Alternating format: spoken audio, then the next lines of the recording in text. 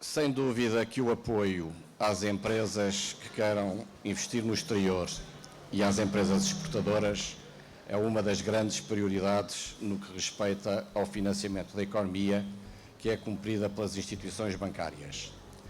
Existem muitas formas de apoiar as empresas que se querem internacionalizar. No que respeita à concessão de crédito, obviamente há um processo normal de concessão de crédito à exploração das próprias empresas e há produtos financeiros especiais para apoiar a sua atuação em determinados mercados. Desde logo, existem linhas de crédito específicas, algumas preferenciais, bonificadas em condições muito favoráveis para os empreendedores, para os exportadores. Há outras que são mais de natureza comercial, mas que facilitam o acesso a determinados mercados. Depois há tudo o que tem a ver com o apoio ao trade finance, isto é, o apoio às operações correntes de comércio externo que o setor bancário cumpre na generalidade com muita facilidade. Mas existe ainda um outro fator de maior relevância que tem a ver com a presença dos bancos portugueses nos mercados preferenciais de atuação das empresas estrangeiras. Vários bancos portugueses estão internacionalizados para cumprir este objetivo fundamental de estar presente onde os seus clientes estão presentes. Essa presença no exterior pode fazer seja pela via da criação de filiais, seja pela presença de sucursais, seja pelos escritórios de representação. E cumpre, em geral, dois objetivos fundamentais. Estar presente onde existem comunidades portuguesas relevantes, exatamente para apoiar os portugueses que trabalham e investem nesses mercados, e um segundo critério de internacionalização por parte da banca tem a ver com apoiar a atividade das empresas nos seus mercados principais. Assim, nós temos, no domínio do sistema bancário português, vários bancos internacionalizados, com relevo para dois deles, a Caixa Geral de Depósitos e o BES, que estão presentes em 23 países, qualquer deles, mas também o BCP, o BCP Milênio, o BPI, o Montepio Geral, sem falar no Santander Tota, porque Santander Tota em Portugal é um banco português, mas pertence ao Grupo Santander. E essa presença não serve apenas para facilitar as necessidades de financiamento locais, mas também tem uma missão particularmente relevante no domínio do aconselhamento das empresas, na abertura de portas e no estabelecimento de contactos com o setor empresarial local. Eu devo dizer, e aproveitando um bocadinho esta questão, mas ultrapassando o domínio da internacionalização, do apoio à internacionalização das empresas, que o nosso país, neste momento, enfrenta um desafio adicional particularmente relevante. O foco estratégico no programa de ajustamento, depois do sucesso das avaliações, das 7 avaliações anteriores, passou a centrar-se claramente no crescimento económico. E sem, obviamente, relegar ou sem deixar de prosseguir a consolidação orçamental e a estabilização financeira. Isto requer atuação em 3 grandes domínios: no domínio do investimento, no domínio da concessão de crédito e das condições de crédito que sejam fornecidas aos operadores, às empresas, e no domínio do aumento da resiliência das próprias empresas, designadamente através da melhoria da sua autonomia financeira e da sua recapitalização. São 3 vetores de atuação que têm que ser simultânea e que é essencial.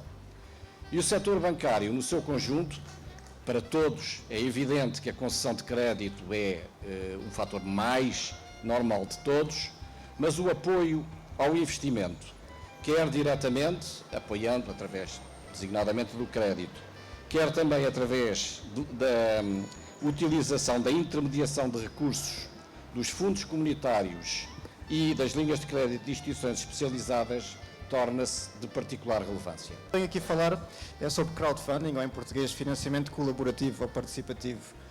O que, para as pessoas que nunca ouviram falar sobre este novo mecanismo, que nasceu há poucos anos, e graças a estas ferramentas maravilhosas que temos hoje em dia de redes sociais e de internet, é que a muito baixo custo faz com que a nossa mensagem consiga não estar restrita apenas a um público mais local, mas consiga chegar a outra parte do mundo e fazer com que as outras pessoas em qualquer parte do mundo possam participar ativamente nos nossos projetos.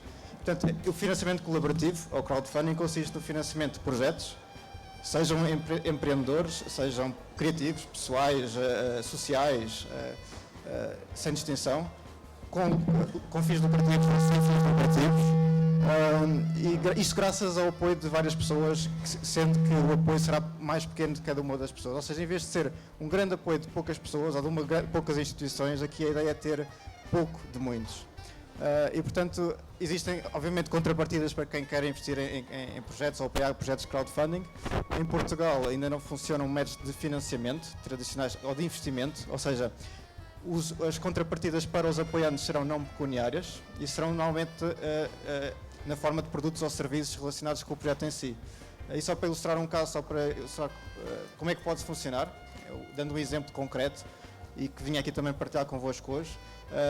Temos um jogo de cartas, vem aí a Troika, que escolheram muito bem o nome adequado à situação, em que é uma sátira à crise política que se passa aqui também em Portugal, e o que eles pretendiam era fazer a primeira edição do jogo, um jogo de cartas com caricaturas, e o que fizeram foi apresentar o seu projeto ao público. Quem quis apoiar fê-lo através de pré-compras ou compras antecipadas do próprio jogo, por 15 euros, 20 euros já podiam ter aquele jogo. E dessa forma eles conseguiram financiar a sua primeira edição e estão agora à venda nas lojas, em FNACs, em El Corte Inglês. E portanto aqui o paradigma mudou. Em vez de ser o empreendedor a arriscar, ou o investidor a arriscar e a lançar para o mercado o produto e depois ver se há ou não procura, aqui vamos inverter um pouco. E então a questão é, vamos ver se há pessoas interessadas naquele nosso produto e se sim, vamos recolher e angariar esse financiamento que é depois utilizado no produto para ser desenvolvido e entregue depois finalmente às pessoas. Portanto, vamos inverter a ordem. E aqui recorrendo outra vez ao exemplo do Vem aí a Troika, que era o jogo, o que aconteceu foi que também pelo nome que escolheram, pelo título que escolheram, tiveram mediatismo, não só em Portugal, mas em países como a Espanha, a Itália, Grécia. Não sei o que temos em comum, mas esses países pelo menos ficaram interessados, os jornalistas ficaram interessados, e o que aconteceu foi que houve interesse de algumas empresas desses países em internacionalizar o jogo, acharam muito boa piada, ideia muito gira, e vamos, por que não, replicar esse jogo com as caricaturas dos dirigentes que temos, das personagens nesses países. E portanto assim foi, e neste momento algo que começou em Portugal de uma forma mais informal, junto de amigos, familiares, e que depois cresceu para pessoas anónimas que se juntaram, e eles já nos informaram que cerca de 30% do financiamento veio de um círculo próximo, mas o restante veio de pessoas anónimas que eles não conheciam e que gostaram do projeto, e esse pequeno arranque de 3 mil euros, 4 mil euros, fez com que surgissem oportunidades de negócio lá fora. E portanto, mesmo estando em Portugal, um projeto de uma plataforma portuguesa consegue angariar fundos, ou seja, clientes, futuros clientes, de um público que está, por exemplo, na Austrália, nos Estados Unidos ou na Alemanha, como acontece em muitos dos projetos que já passaram pela nossa plataforma. E, portanto, isto é uma forma de testar o mercado, que baixa consideravelmente o risco para o empreendedor ou para os investidores que queiram juntar-se, e que é recente e está ao alcance de qualquer pessoa hoje em dia em Portugal.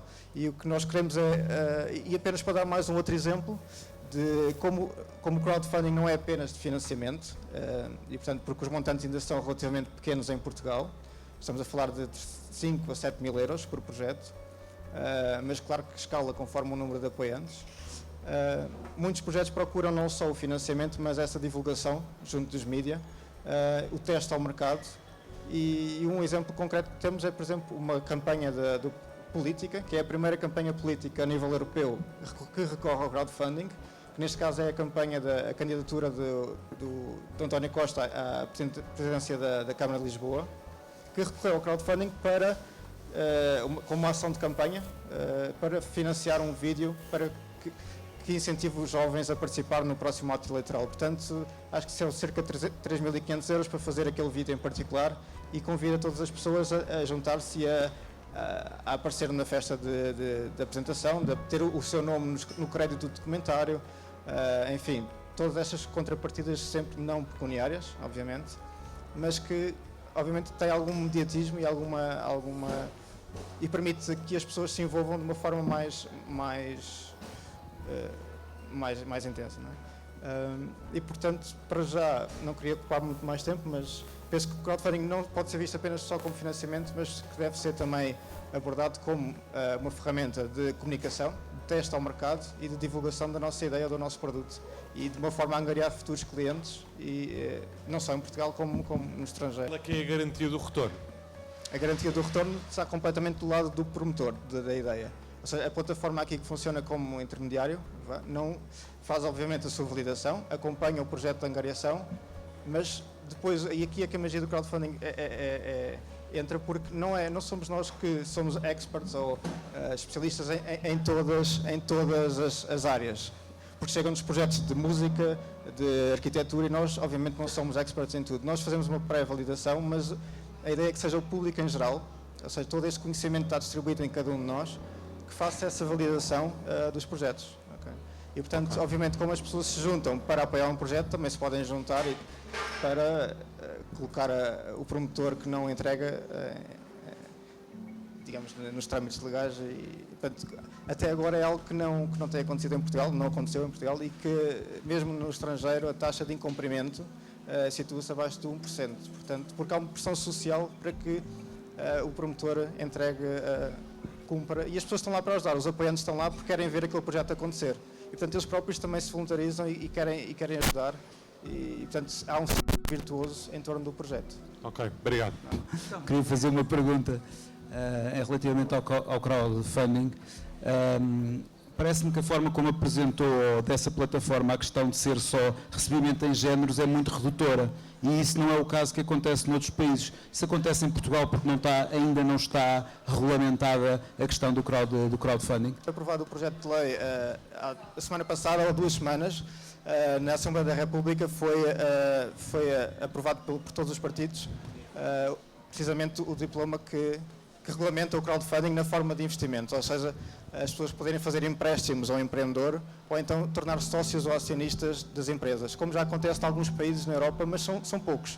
Isso não acontece nos Estados Unidos, e mesmo a nível europeu existem apenas 3 países em que existam o tal equity crowdfunding, em que as pessoas podem tornar-se sócios ou acionistas da plataforma, dos projetos. Eu, apesar de estar ligado aqui à DNA Cascais, estou aqui a representar a EBAN, a Associação Europeia de Business Angels, que está presente em 29 países europeus e que representa mais de 20.000 investidores privados que investem em startups.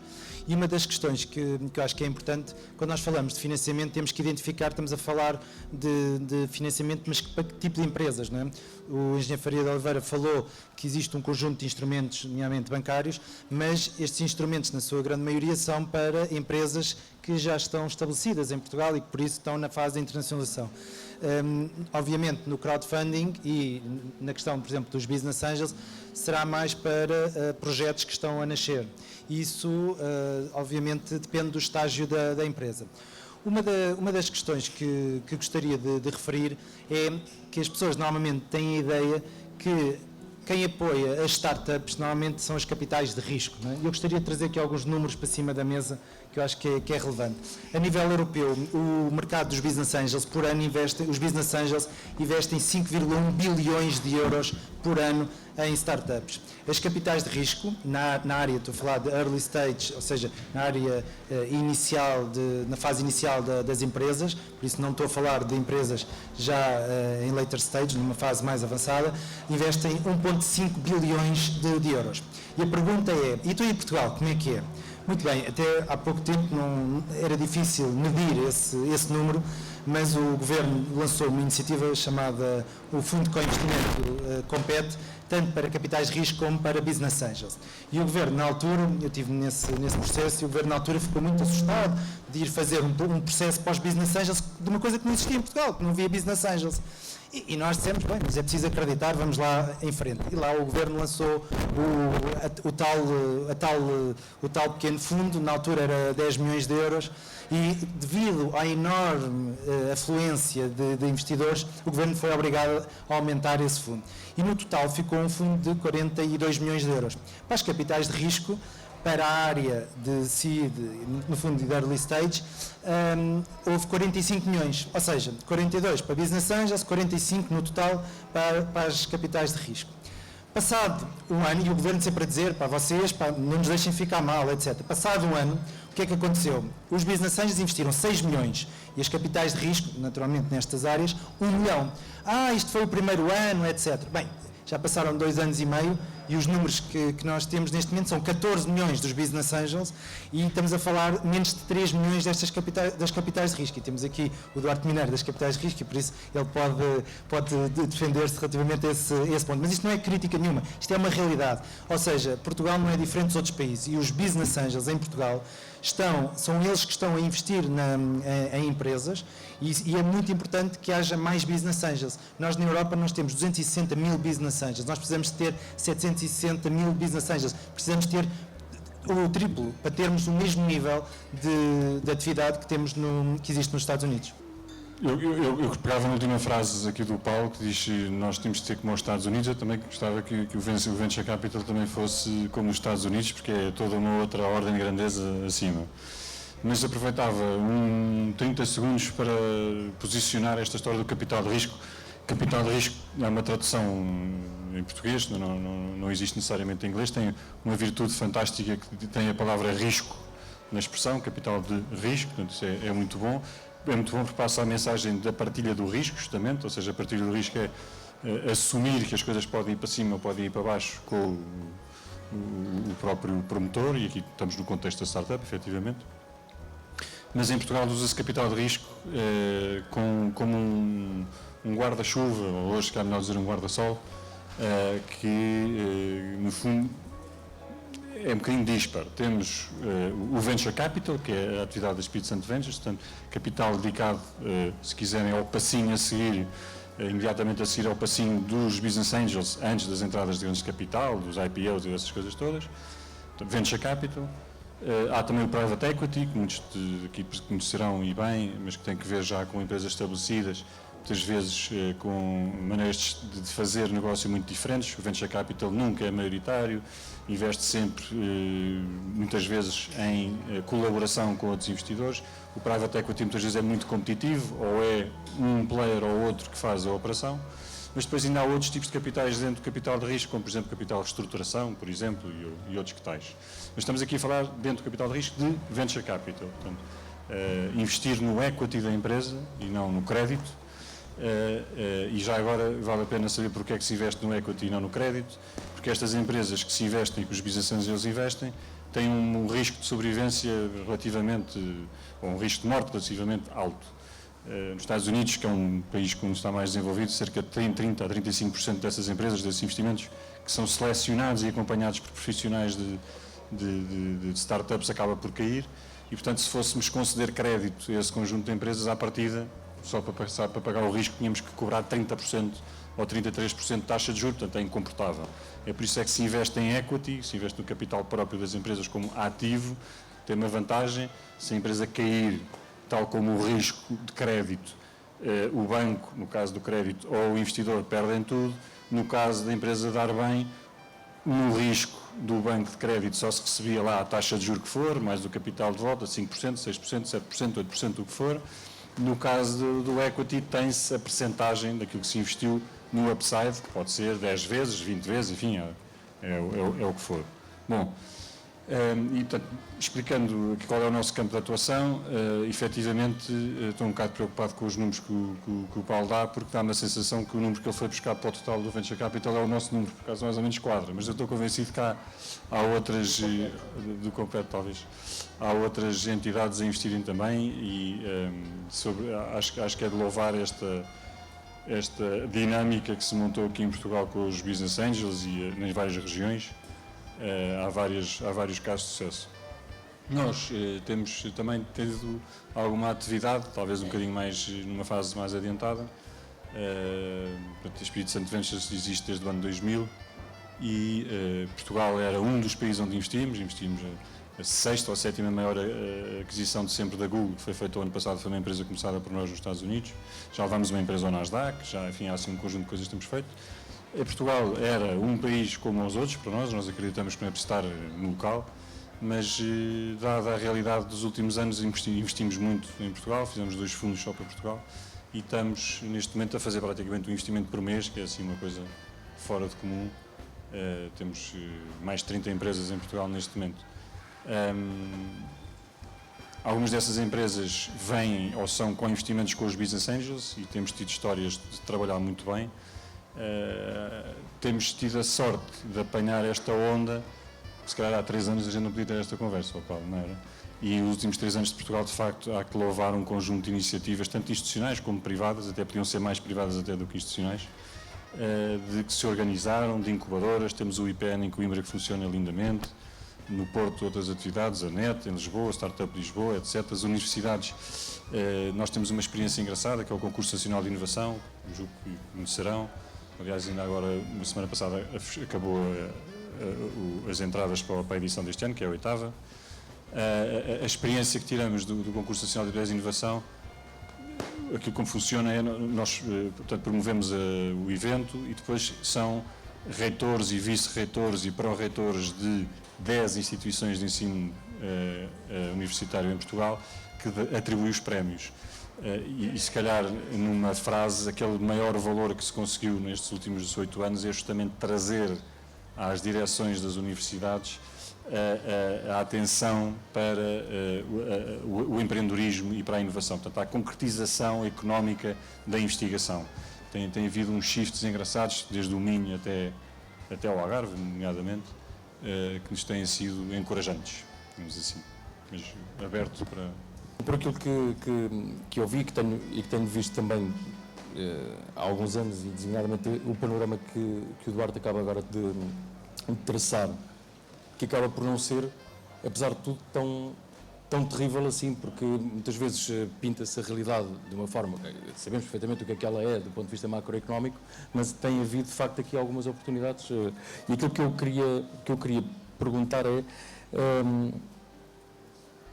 mas com esta conjuntura, não sei se começar talvez pelo engenheiro Faria de Oliveira, a taxa de mortalidade de projetos, mesmo assim, mesmo com estes instrumentos que temos, e portanto não apenas a dependência da banca, porque depois há sempre uma queixa habitual relativamente à banca, mas a taxa de mortalidade é normal que seja elevada e que até aumente nos próximos tempos, ou não? Mas a ver, neste momento a minha preocupação, há números muito impressivos sobre o tecido empresarial português, que tem 3 tipos de fragilidades particulares. Uma primeira fragilidade é a deficiência de capitais, uma segunda é a fragilidade financeira e a terceira é a fragilidade estratégica. Eu só para dar um exemplo no que respeita à fragilidade, no que respeita à autonomia financeira das empresas, gostaria de referir um dado que o Governador do Banco de Portugal apresentou muito recentemente e que diz que mais de 1/3 das empresas portuguesas que apresentaram lucros em 2010 e 2011 têm um rácio de autonomia financeira inferior a 30%. O reforço de capital necessário para trazer a autonomia financeira até esse limiar de 30% seria da ordem de 18,4 mil milhões de euros. E se quiséssemos passar para 50%, que seria mais normal, o esforço necessário é de 55,6 mil milhões de euros. Estamos a falar de 32% do PIB português. Este é um dos aspectos cruciais que, de alguma maneira, explica aquilo que, na voz corrente, se diz que o crédito não chega à economia, que é uma expressão que enferma, neste momento, de uma necessidade clara de explicação. O crédito não chega à economia exclusivamente pelo facto dos bancos terem tido que realizar um processo de deleveraging muito rápido e muito bem sucedido, dos bancos terem neste momento uma rentabilidade menor através pelo registro de imparidades muito significativa que vão tendo necessidade de fazer. A verdade é que existem 3 tipos de questões que levam a que o crédito não chegue à economia. A primeira questão tem a ver com a escassa procura de crédito. O setor privado não tem vindo a requerer aos bancos crédito em termos significativos e principalmente em termos de projetos de investimento novo. Parece estarem à espera de uma melhor oportunidade para realizarem esses projetos de investimento. A segunda razão é obviamente a que tem a ver com a debilidade dos balanços das empresas que eu referi há pouco. E há um terceiro que tem a ver com o preço do crédito. E em relação ao preço do crédito, é indiscutível que para o crédito novo, neste momento, a taxa de juro média em Portugal é significativamente mais elevada do que a taxa de juro praticada noutros países europeus, designadamente nos países do centro da Europa, que é uma consequência do facto do preço do crédito depender de 3 fatores, do custo de funding, do custo de capital e do risco, e qualquer destes fatores estar neste momento muito penalizado. O custo do funding é muito mais elevado do que em qualquer para os bancos de outros países.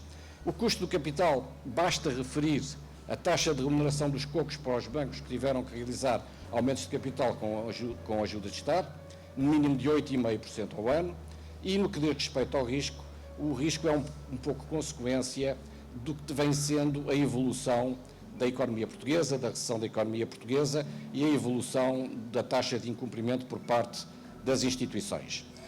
Mas não é por falta de vontade ou falta de apetite dos bancos que o crédito não existe na economia. Neste momento, exatamente para resolverem a questão fundamental que os bancos têm hoje. Os bancos hoje estão bem de liquidez, estão muito bem de solvabilidade, têm um problema na rentabilidade. E a melhoria da rentabilidade depende principalmente da capacidade de aumentarem o volume de crédito, de concederem crédito novo. Portanto, os bancos têm, na realidade, um apetite diferente pela concessão do crédito do que naquela fase em que tiveram que realizar o processo de desalavancagem. Não há dúvida também que têm que manter critérios rigorosos de gestão de risco e de avaliação do risco das operações, mas existe, neste momento, não apenas completa capacidade, os bancos não têm problema de funding nem de solvabilidade, como já disse, e é do seu maior interesse apoiarem as empresas viáveis e as empresas que têm condições para aceder ao crédito e principalmente novos projetos de investimento. Gostaria apenas, e para concluir esta brevíssima parte, de dizer que as empresas na Europa em geral têm no recurso ao crédito a sua grande fonte de financiamento. Representa, em geral, 75% do seu financiamento, quando nos Estados Unidos, e aqui já foi isso referido, esse valor é de 25%. Nos Estados Unidos, o recurso a instrumentos como titularização de créditos agregados e venda do seu risco nos mercados de capitais, cotação das empresas em bolsa e realização de aumentos de capital, aumentos de capital através da emissão de obrigações e, em alguns casos, de obrigações convertíveis em ações, utilização do private equity e muito recurso ao capital de risco, como aqui foi referido, e que é um instrumento que em Portugal nunca teve uma grande aceitação por causa da cultura empresarial, mas que é cada vez mais necessário e relevante. A minha pergunta tem a ver com o seguinte: mesmo havendo instrumentos, como foi agora referido, e os instrumentos que conhecem bem e que acabaram também de caracterizar, como é que se convence que, e há de facto projetos bem interessantes em Portugal, projetos empresariais e startups, como vamos ver agora também no painel a seguir, há casos de facto fantásticos, mas como é que alguém consegue convencer uma pessoa que pense que vai arriscar o dinheiro e que faça as notícias, designadamente da última semana, como é que ele vai meter dinheiro em Portugal? A nível europeu, e penso que também em Portugal está a acontecer isso, há um conjunto de tendências que têm vindo a existir. Ou seja, vê-se cada vez mais pessoas a nível europeu com muitas posses a investir desta área do early stage. E porquê? Porque antes investiam no imobiliário. O imobiliário está uma desgraça e por isso deixaram de ter essa opção. Depois começaram a investir em ativos seguros como dívidas soberanas, que todos nós sabemos. E por isso agora também têm receio de investir nas dívidas soberanas. Depois investiam no mercado de capitais. Depois investiam em ativos como o ouro, o petróleo, coisas seguras, tudo seguro, não é? E eles chegaram à conclusão que, de facto, investir nesta fase em pequenas empresas e startups não era tão arriscado como os outros ativos. E por isso estão a trazer muito dinheiro para este mercado. Há uma outra tendência também, que não foi aqui referida, e em Portugal isso ainda não é muito visível, que são as fundações.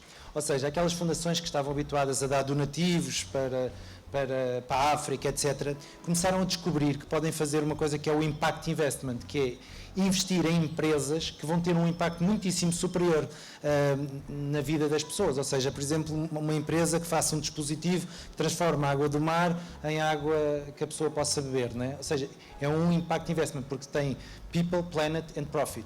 E isso está a trazer muito, muito dinheiro para este mercado. E esses dois segmentos são muito importantes. Agora, quando nós estamos aqui a falar, e nomeadamente há bocado falámos aqui do crowdfunding e definimos, porque é que em Portugal isto não é tão divulgado e onde é que é o país que está muito mais desenvolvido nesta área? Inglaterra. E a pergunta que se coloca é, mas porquê? Bem, é simples. É que o investidor inglês, se investir numa startup, à cabeça tem, se investir no Enterprise Investment Scheme, que é um mecanismo fiscal que eles têm, deduz logo 30% no IRS. Logo à cabeça. Mas se investir noutra situação, que é o CEIS, que é para empresas ainda mais early stage, então pode deduzir logo 50% no IRS. Bem, mas se por acaso aquela startup for à falência, o Estado, o governo inglês diz, não tem problema nenhum, você pode deduzir a totalidade e ainda lhe damos mais 2%. Ou seja, quando um investidor em Inglaterra investe numa startup, aquilo corra bem ou corra mal, ele deduz 102%. E por isso pergunta-se, mas o segredo, não tem segredo, é simples. Eu às vezes falo com investidores ingleses e estou-lhe a falar olha, tenho aqui um projeto, eles dizem, não tem problema, manda o projeto que a gente investe. Gostas do projeto? Sim, senhor, manda. Então, eu nem falei do projeto, nem falei do empreendedor. Ou seja, eu não estou a dizer que nós devemos copiar este modelo, não é? Mas é o modelo que o governo inglês teve para fazer isso. Já agora, só para dar aqui mais uma chega relativamente aqui ao crowdfunding, que é muito importante. E agora estamos a falar do Banco de Fomento, quer dizer, se calhar ex-Banco de Fomento, ou a agência de fomento, o que for. Exatamente, o que for. Mas o governo inglês era o único do G8 que ainda não tinha um banco de fomento, um development, o KfW da Alemanha, etc. Então eles agora criaram o New Business Bank. E uma das coisas que eles descobriram, o Vance Cable, que é o secretário de Estado da Inovação e do Empreendedorismo e dos Skills na Inglaterra, ele descobriu que, ou diz, quando lança o banco, que o mercado de banca das PMEs, 90% está em 5 grupos bancários. E quando há esta crise, esses grupos bancários, naturalmente, deixam de emprestar às PMEs. E por isso, o governo inglês está a apoiar plataformas de crowdfunding, plataformas de crowdlending, que isso é um outro mercado, que é as pessoas emprestarem às pequenas e médias empresas, estão a prestar 300 milhões de libras. Ou seja, estamos a falar de coisas muito significativas. A Inglaterra, só de crowdlending, o ano passado, para pequenas e médias empresas, ultrapassou os 500 milhões de libras. Ou seja, estamos a falar de coisas que estão em grande crescimento e que vão mudar um bocadinho o mundo. A maior parte do tecido empresarial português e europeu consiste 99% ou mais de micros e PMEs. E, portanto, nós lidamos com elas todos os dias, que nos batem à porta de projetos que não têm qualquer capacidade de recorrer a outro tipo de financiamento, que se não fosse crowdfunding não iriam ter um empréstimo bancário, não iriam ter muito menos capital de risco, enfim, porque nem sequer estão nesse estágio. E que não deixam de ser muito válidas porque não só criam o próprio emprego, o autoemprego, e até, em alguns casos, conhecemos que já empregam outras pessoas. Portanto, não quer dizer que todas as empresas tenham que ser assim pequenas, micro e PMEs, mas também acho que não há mal nenhum em pensarmos que esse, se calhar, é a maior parte do tecido que temos e que, se calhar, tem que haver ferramentas adequadas e ágeis para esse segmento. E o crowdfunding será uma delas, além também de diminuir o risco para quem investe, porque sabe que à partida já tem alguma procura de clientes e de pessoas para aquele produto ou para aquele serviço, ainda mesmo antes do serviço estar criado e estar financiado. Portanto, se calhar à altura devemos também outras ferramentas para complementar as que já existam. E o crowdfunding será uma delas.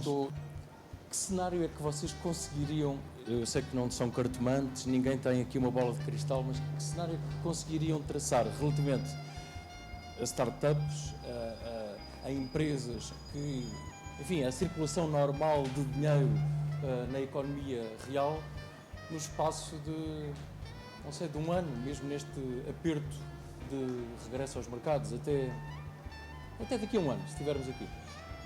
Quem quer começar? E o que vai acontecer, não sei porque... Wishful thinking. Sim, mas porque a realidade surpreende-nos a todos os minutos. Ainda há bocado soube que o Primeiro-Ministro foi ao Palácio de Belém, aparentemente trazer a solução ao Presidente da República relativamente à questão do Governo. Bem, eu diria duas ou três coisas. Uma era que eu acho que Portugal deveria acabar com o fundo perdido que nós recebemos dos subsídios dos fundos estruturais e transformar esse fundo perdido em parte de co-investimento com investidores. Nós gostamos muito de dar fundo perdido. Se nós pegarmos numa parte de fundo perdido e se nós dermos 1 milhão de euros a uma empresa e essa empresa tiver sucesso e gerar 5 ou 10 milhões de euros, porquê é que essa empresa não há de devolver esse 1 milhão de euros para o sistema e esse 1 milhão de euros serve para outras empresas? Isso era das primeiras coisas. Depois outra coisa que eu acho é tirarmos da cabeça que quando há problemas, pomos dinheiro em cima dos problemas e eles resolvem-se. Não resolvemos, e todos estamos aqui a falar, há um problema de capacitação dos empreendedores. 95% dos empreendedores que chegam, neste caso até à DNA, não estão preparados para receber financiamento da banca, não estão preparados para receber investimento de business angels, capital de risco ou crowdfunding, o que seja. E por isso falta aqui investimento nesta capacitação. E falta também investimento na capacitação dos investidores. E falta instrumentos de incentivo para que estes investidores, e que nós em Portugal temos muitos investidores que investem em ativos que não produzem riqueza em Portugal, para que estes investidores possam ter um atrativo para investir em startups. Isso penso que é uma coisa relativamente simples e sem impacto no Orçamento de Estado. E o Sr. Engenheiro depois poderá, de alguma maneira, talvez guardar o meu ponto. Eu julgo que vai ser pessimista. Não, vou ser pessimista e julgo que poderá corroborá-lo. Em termos de banca portuguesa, uma das coisas que tem sido extraordinária neste cenário de leverage tem sido a capacidade continuada e crescente dos depósitos. Portanto, os depósitos em Portugal têm crescido e têm crescido muito mais do que se estava à espera. E isso reflete duas coisas. Uma, dá liquidez, de alguma maneira. A outra, além de mostrar uma confiança nos bancos, mas não vou entrar por aí, mas traduz que da parte dos investidores não tem havido apetite para investir. Portanto, está-se à espera. E, portanto, quando me diz quais são as novidades para as startups e para isto tudo daqui a um ano, pode haver um cenário mais ou menos positivo, que é haver aqui um trigger nos próximos meses. Enfim, esta cenada desta semana não ajudou nada a acelerar esse processo, mas pode haver aqui um trigger a curto prazo de se começar a fazer investimentos. E havendo essa... Há uma métrica que está a ser acompanhada com alguma... de perto pelos bancos, que é medir até que ponto é que aquilo que entra em cumprimento, como é que compara com aquilo que anda a conseguir ser recuperado. E aparentemente inverteu-se aqui, ainda neste primeiro semestre do ano, está-se a entrar menos em cumprimento do que aquilo que está a começar a recuperar. E isso é, muitas vezes, um sinal de que a coisa... Eu não estou aqui com bolas de cristal nem nada, é um facto. O outro facto é que realmente muito dinheiro capaz, uma vez que haja esse trigger para o investimento, e, portanto, um cenário positivo pode ser dizer haver aqui qualquer coisa que despolete o início dos investimentos e então aí começa a haver confiança, porque isto é um jogo de confiança, não é? E pode ser muito positivo para as startups. Uma coisa é certa, nunca houve... Tanto dinheiro nunca houve, mas por outro lado, nunca houve, apesar da carência que há das startups, nunca houve em Portugal tão boas oportunidades para investimento como no último ano, mais no último ano que nos últimos 2 anos, que nos últimos 3, nos últimos 4. Estamos em crescendo, estamos claramente em crescendo. Portanto, pode haver um cocktail de boas notícias. Todos sabemos, é extremamente sensível a muitos fatores e, em particular, ao fator estabilidade política. Acho que a imagem de Portugal no exterior, antes desta crise, era particularmente positiva. E isso podia verificar-se e manifestar-se através de contacto de muitos fundos de investimento estrangeiro à procura de oportunidades no nosso país.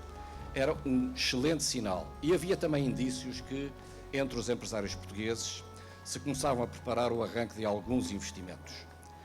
Eu penso que neste momento, e como não posso alongar, neste momento aquilo que eu tenho que desejar é que esta crise política seja resolvida o mais rapidamente possível e de uma maneira credível, que seja capaz de permitir aumentar a confiança dos cidadãos em geral, que é fundamental, mas dos investidores em particular. Nós precisamos de uma solução política que seja forte e temos que encontrar uma solução política que nos evite entrar no caminho da Grécia. Qualquer arrastamento ao longo do tempo, num período em que temos que realizar o programa de ajustamento com medidas que estão previstas e que não podem ser adiadas. Qualquer adiamento de uma solução que permita imediatamente atuar no sentido de restabelecer um clima favorável ao investimento e continuar o programa de ajustamento seria uma desgraça.